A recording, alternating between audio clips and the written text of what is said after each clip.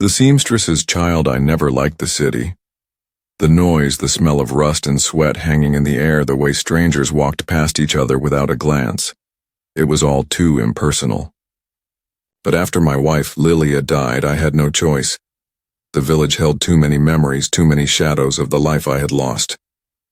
So I packed what little we had left and moved to Holloway, hoping to build something new for my daughter Maren. She was 5 then, small enough to fit against my chest when she was scared, old enough to notice the cracks in my voice when I told her everything would be okay. The shop wasn't much, just a narrow little tailor's space tucked between a bakery and a watchmaker's shop. I had been a seamstress for years, and I figured people always needed clothes fixed, even in the city. But work came in slow at first, and I needed someone to watch Maren while I built up my trade. That's how I met Thomas. He came by looking for a job, said he had experience with children and would work for little. His eyes were dark, steady, unreadable, but he was polite.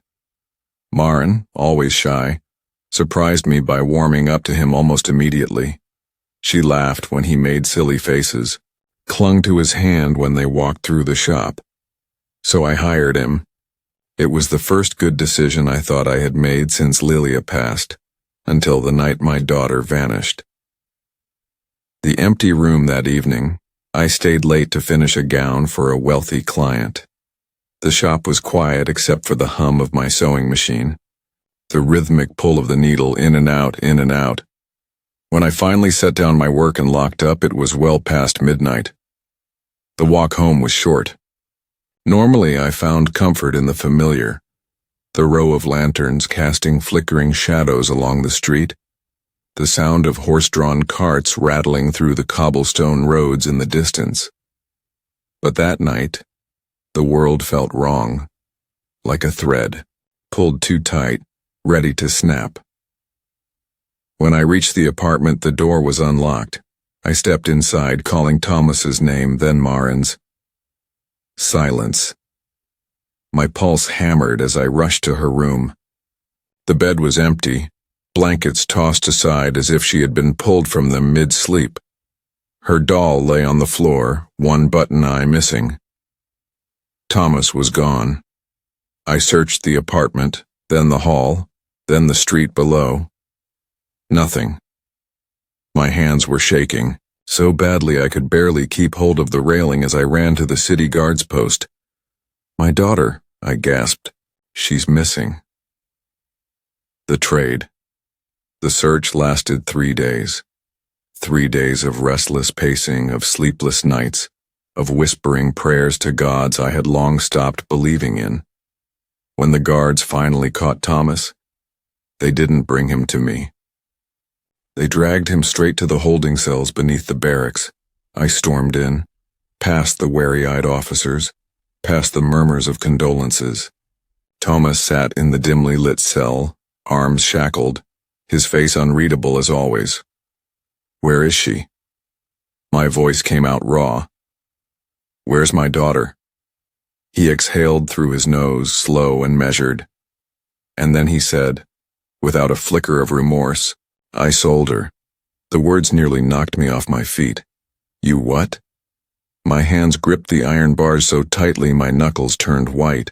"A man. From the north." His voice was as flat as a cutting knife. "He paid well." Rage surged through me, white-hot and blinding. If not for the guard between us, I would have torn through the bars, would have broken every bone in his wretched body. "Who?" I snarled. "Where?" The captain of the guard took me aside, his expression grim. "We're tracking him," he said. "We have a lead. A cabin, deep in the northern woods." My breath came in ragged bursts. "Then what are we waiting for?" The frozen north. It took 2 days to reach the cabin. The north was different from the city, vast, endless, a place where time felt slower, heavier. The trees loomed like silent sentinels as we trudged through the snow, breath rising in clouds. The cabin appeared just before sunset, a small thing of warped wood and blackened windows. No smoke rose from the chimney. No sound came from inside. The guards moved first, weapons drawn. The door groaned on rusted hinges as they forced their way in. The air inside was stale, thick with the scent of dust and something fouler beneath it. A single candle flickered on a wooden table. A pot sat cold in the hearth. Then they found the basement, a trap door hidden beneath a threadbare rug. It creaked as it was lifted. A ladder led down into the darkness. I heard one of the guards mutter a curse. She was there. Maren sat on a cot in the farthest corner, knees tucked to her chest, eyes wide and unblinking. When she saw me, she hesitated as if unsure whether I was real. Then she ran, arms wrapping around my waist, fingers gripping the fabric of my coat so tightly I could feel her shaking. "I'm here," I whispered into her hair. "I've got you." The woman who had taken her sat on the other side of the room, hands folded in her lap. Her face was pale, thin, her gray hair wild. "She was mine now," the woman murmured, staring past me. "I gave her a home. She didn't resist when the guards took her. She just kept whispering to herself, a strange rhythmic hum, as if she believed what she was saying." The cabin was full of odd things. Scraps of lace, tiny shoes, photographs of children, some faded. Beyond recognition, the guards didn't let me see much more. I didn't want to. Aftermath. Maren doesn't speak much about what happened. Some nights I wake to find her curled at the foot of my bed, too afraid to sleep alone. I don't ask questions. I just pull. Her clothes hold her until her breathing evens out. We left Holloway not long after. I sold the shop, packed our things, and took her somewhere quieter, somewhere no one knew us. Thomas rots in a prison cell. The woman, they say, was taken to an asylum. Neither of them matter now. But even here, in the quiet of our new home, I still check Maren's room twice a night, sometimes 3 times, just to be sure, because even though I know she's safe, I still hear the whisper of an unlocked door.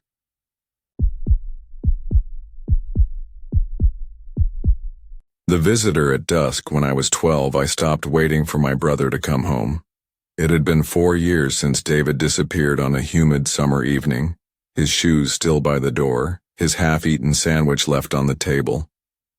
1 minute, he was there, arguing with me over the last slice of peach pie, and the next he was gone. The police searched the woods, the fields, the abandoned train yard where we used to sneak in and carve our names on the rusted beams. Nothing. My parents stopped speaking much after that. I stopped looking out the window. But the summer I turned 16, something changed. It was the end of August, and my mother's cousin, Henry, was visiting from out of state. He was the kind of man who made himself at home wherever he went. Feet on the coffee table, drinking straight from the milk carton.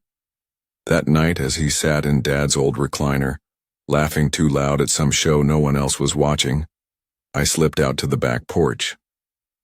The sky was the color of bruised plums, and the cicadas hummed in waves, filling the silence. Then I heard it. 3 knocks. Not at the front door. Not at the back door. But from the old shed at the edge of our yard. I turned, heart hammering. The key. She'd had been locked for years, ever since Dad sealed it up after David vanished. A place no one wanted to go near anymore. The knocks came again, steady, insistent. I swallowed hard, my feet frozen to the wooden porch. Then a voice, soft, familiar. "Eliza?" My breath caught in my throat. It was David. I knew that voice better than my own. It hadn't changed, not deepened, not weathered by time. It was the voice of a 12-year-old boy who had left his shoes by the door and never come back. I should have run inside. I should have woken up my parents, dragged Henry away from the TV, done anything but what I did. I stepped off the porch. The grass was cold beneath my bare feet, damp with the day's lingering heat. I walked slowly, each breath feeling too loud, too sharp. My fingers trembled as I reached for the rusty latch on the shed door. I hesitated. What if it wasn't him? What if it was? I swallowed and pulled the door open. The inside of the shed was dim, the single window streaked with dust and grime. At first I saw nothing but old lawn chairs and stacked boxes, and then David, standing in the center of the room. He was barefoot, wearing the same striped t-shirt he'd had on the night he disappeared. His hair was still a mess, his brown eyes wide and unblinking. He looked exactly the same, as if no time had passed at all. I took a step forward, my voice catching. "David?" He didn't answer. He just lifted his hand, pointing past me, back toward the house. I turned my head, my stomach twisting. The porch light flickered. The cicadas had stopped humming. The air felt thick, pressing against my skin like something unseen was watching. I looked back at David. He was shaking his head, his mouth slightly open like he wanted to speak but couldn't. Then, behind me, a shadow moved. I spun around, my pulse slamming against my ribs. The yard was empty. The house was just a stretch of glowing windows, Henry's laughter drifting out from the living room. But something was wrong. The door was open, not just open, wide open, like someone had walked in without knocking. I turned back to David, panic rising in my throat. "What's happening?" This time he spoke. "You let it in." A wave of ice crawled up my spine. A crash came from inside the house. Then a muffled shout. Henry's voice, but wrong, distorted like a radio stuck between stations. The TV flickered wildly, the screen flashing between static and darkness. Footsteps, too many, too heavy, thudded across the floor. I turned to run, but David grabbed my wrist. His grip was ice cold, his eyes locked on mine, and for the first time I saw the truth in them. David wasn't here to come home. He was here to warn me, and I had already made a mistake. Epilogue. The house is quiet now. Mom and Dad don't ask what happened that night. Henry is gone. They say he left without a word. His car still in the driveway, his shoes still by the door. I know better. The shed is locked again, but I don't go near it. I don't go near the house after dark either. Because sometimes, when I pass the windows, I see a flicker of movement inside, and sometimes at dusk I hear 3 knocks. I don't answer. Not anymore.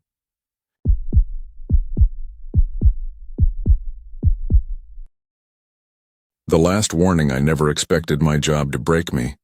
For 6 years I've worked as a train conductor in the heart of Leningrad, operating the midnight freight line that snakes through the city's industrial veins. The work is lonely, predictable, a series of signals and switches, metal and momentum.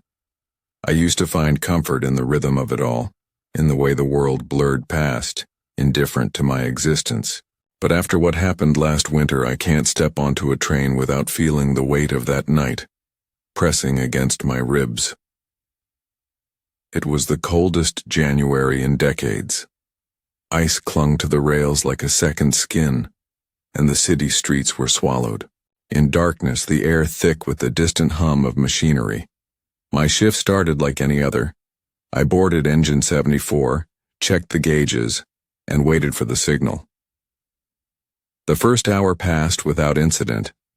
Then, as we approached an abandoned rail yard near the Narva station, I saw her, a woman, standing right in the middle of the tracks. I barely had time to react. She was illuminated only by the weak glow of the train's headlamp, her thin coat whipping around her legs. She didn't move, didn't flinch. Didn't even try to get out of the way. Just stood there staring at me. I yanked the emergency brake, my heart slamming against my ribs. The wheels screeched in protest, sparks flying into the night. I knew we wouldn't stop in time, but just as the train roared forward ready to swallow her whole, she vanished. Not a scream, not a body, nothing. The train jolted to a stop, my hand still clutching the brake lever. My breathing was ragged, my pulse hammering in my ears. I climbed down, my boots crunching against the frozen gravel. My flashlight cut through the night, slicing shadows into jagged pieces. No footprints, no blood, no sign that anyone had ever been there. I should have left, should have radioed in and moved on. But something about the way she looked at me, like she knew me, kept me rooted in place. That's when I saw it, a small object, sitting dead center on the tracks. It was an old brass train whistle, dulled by age but unmistakable in design. My stomach twisted. I'd seen one just like it before. Decades ago, my grandfather had been a conductor on this very line. He used to tell me stories about a girl, someone he had seen just once standing on the tracks in the dead of night. He swore she was real, that she had whispered something to him before vanishing. Don't wait. Too long. He died 6 months later. Heart failure. I never believed his stories. I thought he was losing his grip on reality in his final years. But now, standing there in the cold with that whistle in my hand and the weight of something unseen pressing against my chest, I felt my grandfather's ghost breathing down my neck. I should have walked away. Should have climbed back onto my train and forgotten the whole thing. But I blew the whistle. The sound was deafening. The moment it left my lips, the air changed. The world shifted. I could feel it in my bones, in my teeth. A static charge in the night pulling at the edges of reality. And then footsteps. Behind me. I turned slowly, my body ice. She was standing there, close enough to touch. Her face was pale, her lips cracked from the cold, but her eyes, were filled with something far worse than fear, regret. You took too long. She reached for me, and the world went black. When I woke up, I was still gripping the whistle. The train was gone. My crew was gone. The tracks beneath me were rusted and broken, covered in decades of decay, as if they hadn't been used in years. I ran back to the station, my heart clawing at my throat. I must have blacked out. Must have been dreaming. But when I burst into the control room, desperate to explain myself, they just stared at me. Engine 74? One of the men asked, his brow furrowed. That train hasn't run since 1953. I didn't argue. I didn't fight. I just dropped the whistle on the desk and walked out into the night, trying to convince myself that I still existed. And now, every time I hear a train in the distance, I wonder, did I really come back or did she take me with her? The stranger in the dark. If I had been paying closer attention, maybe I would have noticed the signs. But I was 17, careless in the way that only teenagers can be.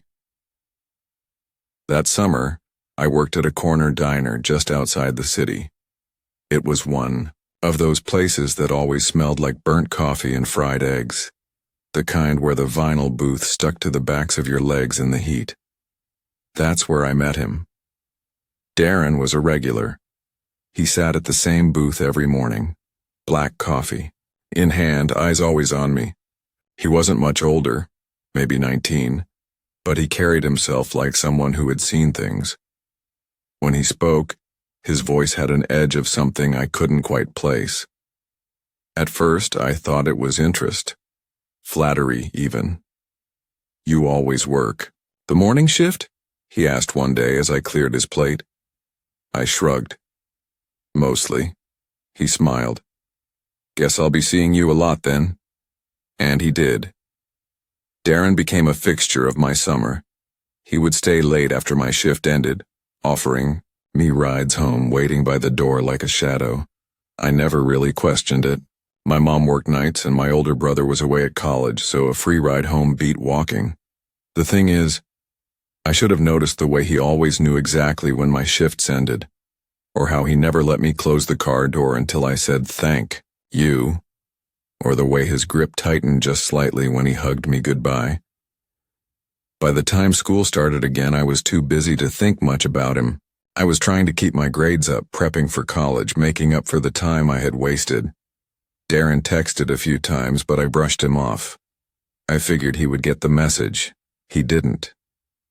It was late when I left the library one night, my backpack heavy with unfinished assignments. The street was quiet, the glow of streetlights flickering against the pavement. I was halfway home when I noticed someone behind me. A glance over my shoulder. A tall figure. Slow, deliberate footsteps. I walked. Faster, the steps quickened. I turned a corner, pulse hammering. My house was only a few blocks away. I forced myself to breathe. I was imagining things. I had to be. Then, hey.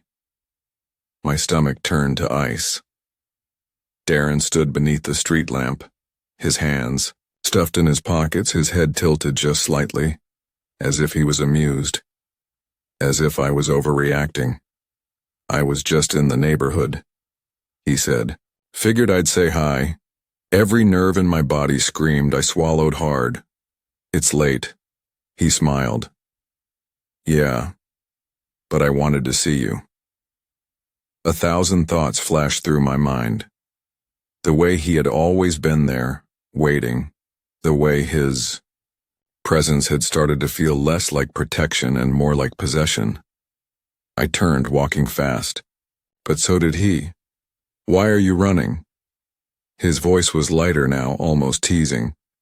Come on, I just want to talk. I broke into a sprint. My house was only a few doors away. My breath came in sharp gasps. My fingers fumbled with my keys as I reached the porch, and then I felt it. A hand on my shoulder. I screamed. The door flew open before I could even react. My mother stood there, her eyes wide with alarm. Darren took a step back. Then another. He started. Leave, my mother said, her voice a razor's edge. Now. For a moment he just stared at me. Then with a small, almost disappointed sigh, he turned and disappeared into the darkness. I collapsed onto the floor. My mother slammed the door, locking it behind her. The police came later. They found his car parked down the street, engine running. In the trunk they found a crowbar, duct tape, and a folded note with my name on it. Darren was arrested that night. He never spoke a word in court, never explained why he had followed me. But I knew. I had known all along. I still flinch when I hear footsteps behind me at night. I still double-check my locks. Sometimes, I wake up with the feeling of hands on my shoulders, even though I know they aren't really there. But the worst part? Somewhere, deep down, I had always known something wasn't right, and I did nothing. I won't make that mistake again. The house on Ridgeway Hill. When my mother passed, my father remarried within a year. I suppose grief makes people do strange things, but I hadn't expected him to replace her so quickly. Her name was Eleanor, and she came with 2 sons, Miles, and Julian, who, like their mother, moved into the house I grew up in. I had already left for college by then, so our paths rarely crossed. But when Christmas approached, I decided to come home, if only to see how my father was doing in this new life he'd built without me. I arrived late in the afternoon. The house on Ridgeway Hill looked the same from the outside, gray stone, ivy creeping up the sides, but something about it felt unfamiliar, like a home that had forgotten me. My father had talked about selling it once, mentioning that Eleanor preferred a modern house in the city, but for some reason, they stayed. I stepped inside, my breath catching at how different it felt. The furniture was rearranged, the paintings replaced, and the warm, familiar scent of my mother's lavender candles was long gone. Eleanor greeted me with a smile that barely touched her lips. "You should have told us you were coming," she said, smoothing her dress. "I thought it would be a nice surprise." She didn't reply, only turned back toward the dining room where her son sat slouched at the table. Miles, the older one, looked up from his plate with a slow, deliberate smirk. Julian, younger and quieter, offered a polite nod before returning to his food. My father wasn't in sight. "Where's Dad?" I asked. Eleanor flicked her hand dismissively. "Resting. He's been tired lately." Something in her tone unsettled me, but I kept my thoughts to myself and sat down at the table. The meal was strange. The turkey was overcooked and dry, the vegetables barely seasoned, and the conversation felt as forced as Eleanor's smile. She watched us as we ate, her eyes lingering just a little too long. Afterward, when I asked about dessert, she let out a sharp laugh. "There's no need for that." I excused myself and went to find my father. I found him upstairs, half asleep in his armchair by the window. He looked different, thinner, his face sallow, his usual warmth dulled. His eyes flickered open when he heard me. "Hey, kid," he said, voice scratchy. "Dad, you don't look well." He shrugged. "Just tired. Eleanor's been giving me some kind of tonic for it." That sent a prickle of unease through me. "What kind of tonic?" Before he could answer, a voice cut through the room. "He's fine," Eleanor said from the doorway, her face tight. "I take good care of him." Something about the way she said it made my stomach twist. That night I barely slept. There was something off about this house, something I couldn't shake. Around dawn, I slipped into the kitchen, hoping to find the so-called tonic my father had mentioned, and there it was. A dark bottle with a handwritten label, fortifying elixir. I twisted off the cap and took a whiff. A bitter metallic scent filled my nose. My instincts screamed at me. This wasn't medicine. Just as I reached for my phone to take a picture, I felt eyes on me. I turned. Miles stood in the doorway, arms crossed. "What are you doing?" I swallowed, hard. "Checking on my dad." He didn't move. "That's none of your business," he said after a pause, his voice too calm. "Mom takes care of him." I stared at him, my pulse pounding. "Is that what you tell yourself?" He smiled, a slow, knowing smile that sent a shiver through me. That was when I knew. They all knew. The next morning I told my father we were leaving. At first, he resisted, his voice weak, his limbs sluggish, but I wouldn't back down. When Eleanor realized I wasn't going to let it go, her mask cracked. "You ungrateful little..." But I was already helping my father into the car, my hands shaking as I turned the ignition. At the hospital, tests confirmed my worst fears.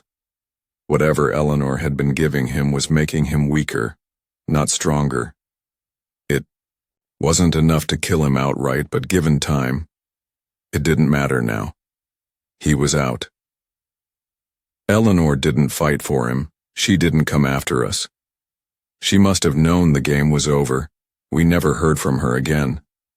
And I never went back to that house on Ridgeway Hill. The house on Kajiwara Street. I should have trusted my instincts. Tokyo was meant to be a brief stop, a week in an unfamiliar city before heading home. I had been traveling through Japan for nearly a month, mostly staying in B hotels. But by the time I reached Tokyo, my budget was wearing thin. That's how I found myself renting a room in an old wooden house on Kajiwara Street. It was cheaper than anything else in the area, tucked away in a quiet neighborhood, far from the neon lights and crowds. The listing described it as a traditional guest house with modern conveniences. The photos showed an elegant, albeit aging, structure with sliding doors, tatami floors, and a small garden in the back. There were a few mixed reviews. Some praised its charm, others mentioned a strange atmosphere, but none raised real red flags. I booked it without much thought. When I arrived, the house was more worn than I had expected. The wooden exterior looked aged, its dark beams streaked with rain stains. Vines crawled up the side of the building, nearly swallowing a second-floor window. I hesitated at the entrance, but then the door slid open and an elderly woman peered out. "You must be the guest from London," she said in lightly accented English. I nodded. She stepped aside, motioning me in. The air inside was thick with the scent of incense and something older, like books left too long in a closed room. The floorboards creaked as I followed her down a narrow hallway. "There are 2 other guests," she said, "but they keep to themselves." She stopped in front of a sliding door and pushed it open. "Your room." The space was simple: tatami flooring, a futon folded neatly in the corner, a low table by the window. A single paper lantern hung from the ceiling, casting a dim glow. The window overlooked the garden where stone lanterns stood among tangled weeds. "Bathroom is down the hall," the woman said. "Kitchen is available if you need it. Just be sure to lock your door at night." Her voice was casual, but something about the way she said it sent a chill down my spine. I nodded, setting my bag down. "Thank you." She slid the door shut behind her, leaving me alone. The first night I struggled to sleep. The walls were thin, and every creak of the house sounded amplified in the silence. At some point past midnight, I heard footsteps moving in the hall. They were slow, deliberate, then 3 soft knocks on my door. I sat up, heart hammering. Maybe one of the other guests? I didn't move. After a moment, the footsteps retreated. In the morning, I asked the woman about the other guests. "They keep to themselves," she said again, clearing away my tea. I left the house early, wandering Tokyo's bustling streets, trying to shake off the unease. By the time I returned, the sky was dark. I was about to enter when I noticed something. Someone, standing in the garden. A man, still as a statue, his gaze fixed on the second-floor window. I hesitated. "Are you staying here too?" He didn't react immediately. Then, slowly, he turned his head toward me. His expression was vacant, eyes dark and unfocused. He stood there a moment longer before stepping inside without a word. That night the knocking returned, louder this time. I held my breath. The handle rattled. I grabbed my phone, but there was no signal. The footsteps lingered outside my door for what felt like an eternity before fading down the hall. The next morning, I noticed something strange. My bag was open. I always zipped it, shut, always. My wallet and passport were still inside, but my notebook, the one I used to jot down travel notes, was gone. I confronted the woman. "I think someone came into my room last night." She didn't react, just poured more tea. "You should leave early," she said quietly. I frowned. "Why?" She glanced toward the stairs. "The guest before you also heard knocking." My stomach twisted. I spent the afternoon debating what to do. The room was paid for until the end of the week, but every instinct told me to leave. That evening, as I returned from dinner, I saw something that made up my mind. The door at the end of the hallway, the one I assumed belonged to another guest, was slightly open. Curiosity overpowered fear. I stepped closer, peering inside. The room was empty. Not just unoccupied, empty. No futon, no luggage, no signs of anyone ever staying there. Just dust, and in the middle of the tatami floor an old notebook. My notebook. I stepped inside, my fingers trembling as I reached for it. The moment I touched it, a gust of cold air pushed past me, rattling the wooden panels. I spun around. The man from the garden stood in the doorway, his dark eyes locked onto mine. I didn't wait. I grabbed my bag and left, walking as fast as I could without running. I spent that night in a hotel near the station, my hands still shaking as I locked the door behind me. I never found out what was in that house. When I checked out the listing later, it had disappeared. No trace of it remained online, no contact information for the owner. It was as if the place had never existed. I don't know what would have happened if I had stayed, and I don't want to.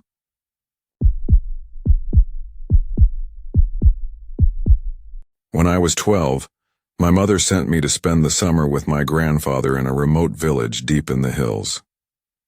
His home was an old wooden house with a sagging roof and a wraparound porch that creaked underfoot. The village itself was small, quiet, and filled with people who all seemed to know each other. It felt like a place frozen in time, untouched by the world I knew. Grandfather was a retired school teacher, a man of few words and strict routines. He spent his mornings reading and his afternoons tending to his small garden. I liked him well, enough, but I often found myself wandering the village alone, searching for something, anything to break the monotony. That was how I found the chapel. It sat at the edge of the village, a stone building with arched windows and an iron bell that never rang. The first time I saw it, I was drawn to its silence, the way the ivy curled around its walls like it was trying to reclaim it. It wasn't abandoned. Every Sunday people gathered inside, murmuring their prayers and singing hymns that echoed through the hills. But something about it unsettled me, though I couldn't explain why. The priest was a man named Father Emmanuel. He was tall, with sharp eyes that seemed to miss nothing. He had a way of speaking that made everyone feel important, always asking about their families, their worries, their lives. At first I thought he was kind. Grandfather trusted him. The whole village did. But then there were the moments. The first was when I lingered too long after a service, tracing my fingers over the smooth wooden pews as my grandfather spoke to one of the elders outside. Father Emmanuel approached me smiling, asking if I'd like to see something special. He led me behind the pulpit to a small room filled with old books and religious artifacts. He told me stories of saints and miracles, his voice calm and steady. But something about the way he stood too close, the way his gaze never left me, made my skin prickle. I left quickly that day, but the feeling stayed. Over the weeks, I noticed him more. He was always watching, always waiting. If I walked through the market, he would appear, asking if I needed anything. If I sat on the chapel steps, he would find an excuse to come outside, to speak to me, to place a gentle hand on my shoulder. I told myself I was imagining things. He was a man of faith, a leader, respected. Then one evening, as the sun dipped low behind the hills, he caught me alone near the chapel again. This time, he didn't ask me if I wanted to see anything special. He simply motioned for me to follow. And for some reason I did. The room he led me to was different this time, smaller, darker. The wooden walls seemed to press in around me.